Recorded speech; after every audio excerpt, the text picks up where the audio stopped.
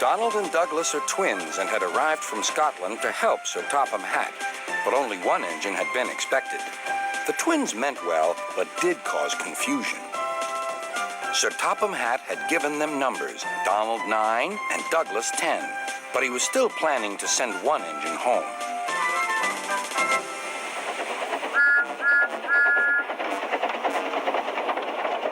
There was a brake van in the yard that had taken a dislike to Douglas.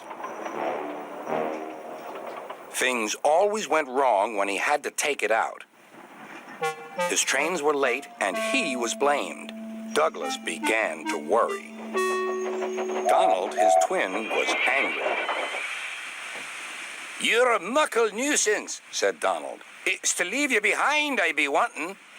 "You can't," said the brake van. "I'm essential." "Ah, are you?" Donald burst out. "You're nothing but a screeching and a noise when all's said and done. Spite doggy, would you? Take that!"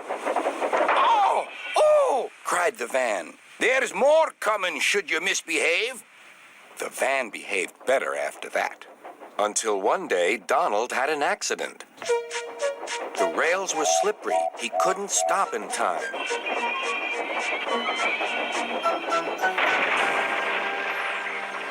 Donald wasn't hurt, but Sir Topham Hatt was most annoyed. "I am disappointed, Donald. I didn't expect such clumsiness from you. I had decided to send Douglas back and keep you." "I'm sorry, sir," said Donald. "I should think so, too. You have upset my arrangements. Now, James will have to help with the goods work while you have your tender mended. James won't like that." Sir Topham Hatt was right. James grumbled dreadfully about extra work.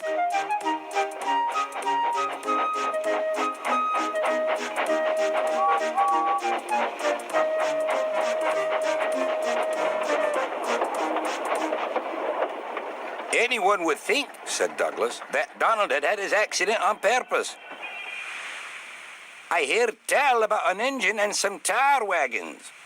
"Shut up," said James. "It's not funny." He didn't like to be reminded of his own accident. "Well, well, well. Surely, James, it wasn't you. You didn't say." James didn't say. He slouched sulkily away.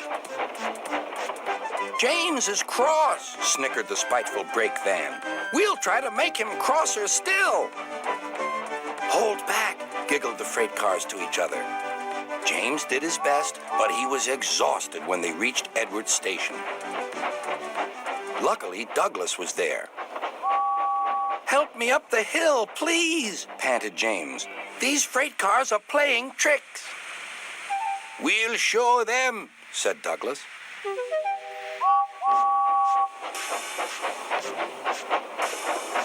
Slowly but surely, the snorting engines forced the freight cars up the hill. But James was losing steam. "I can't do it! I can't do it!" "Leave it to me!" shouted Douglas. The conductor was anxious. "Go steady! The van's breaking!" The van was in pieces. No one had been hurt, and soon Edward came to clear the mess. Sir Topham Hatt was on board.